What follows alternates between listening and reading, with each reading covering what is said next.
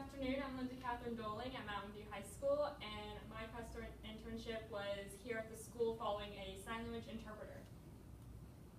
So my responsibilities were really, I wasn't able to get as hands-on as I knew I wouldn't, but I kind of sat there and I watched her interact with, be in the classroom setting and help the student, obviously by interpreting. So I just kind of was supposed to sit there and not bother the class or do anything because it was their class time.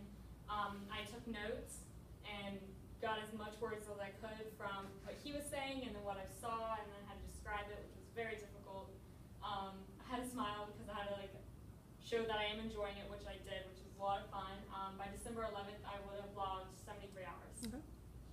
So in my future, though I didn't get to do hands-on, as I said, I really do want to go into this still. I'm very passionate about sign language. I don't really have a reason for getting into it. I just kind of wanted to do it, and it's been a lot of fun. I learned a lot so far, especially with this, and I want to go to Valdosta State University. They are the only college in Georgia that has a 4-year for the degree, so this will definitely look good on a resume. The hiring outlook, it's estimated that about 2,630 interpreters will be needed by 2022, and that's a 59% increase since 2012. Oh, wow. The entry wage is about 23,000, and then experience annual wage is about 59,000. So, my most memorable experience was while they were taking a test one day while the class was.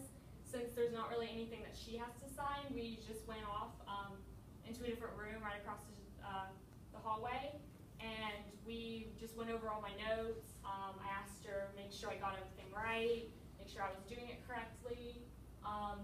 She taught me some colors and numbers, and just a little bit more about sign language in general. And because it is a completely different language, it's not just you go to the store and say go to the store. You're going store I go. It's completely different syntax and everything. So my vocabulary has definitely grown since the start of this internship.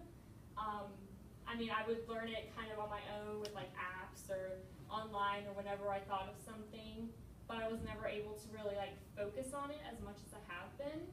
And having someone who is in the field has really been useful to be able to ask and get advice from, and to really make sure that I'm wanting to do this, and I am.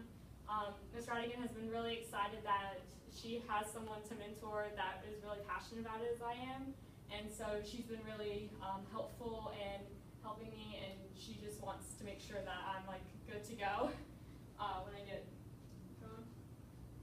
These are some of the words that I have on my notes, just some of them, paint, and you have example, you have plain, maximum, groups. So I thought those are some of those. More colors. So this one has apples and banana. There is a difference between baby sign language and adult sign language, I guess you could say. Baby sign language is very basic things like this, food, more, really simple things that a child could do. While when you get older, you learn the more complicated ones. God, is an interesting one. I can say make-er to show that it's someone who makes. So it's you have different things that you have to do. And then even more, I included numbers on here. Numbers are weird. It's 1, 2, 3, 4, 5, 6, 7, 8, 9, 10. Everyone is very confused by that, especially because this is not 3. Yeah, and so those were all the words. But it was just really interesting. I really enjoyed it, and I definitely want to go into this career. Good. Thank you so much. Awesome.